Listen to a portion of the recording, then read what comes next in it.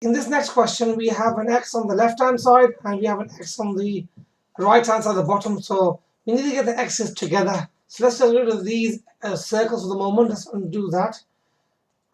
So we're going to get the bottom part. Well, I didn't want that color. I want that color. Okay, no, color 1. That's right. So we need to get the bottom right-hand side with the x in the bottom.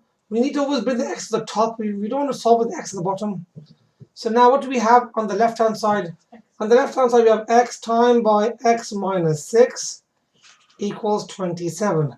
Now the good thing here is, now the two x's are both on the top and they're both close to each other. We can now deal with them.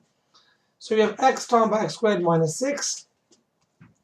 So that gives x squared minus 6x. If you bring the 27 over, it becomes minus 27 equals 0.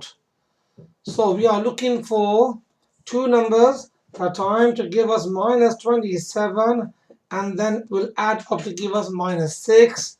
So we have x and x, so we could try minus 9 and plus 3. Now, don't forget what we've done so far. We've rearranged the question in the first part. We've multiplied it out.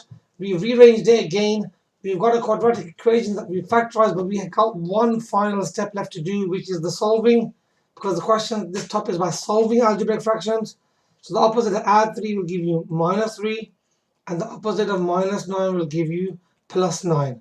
So the solutions to this equation are x equals minus 3 and x equals plus 9.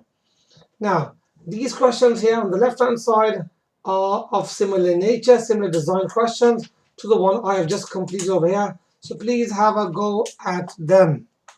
Okay, welcome back. So we look at x equals 42 over x minus 1 is our second example.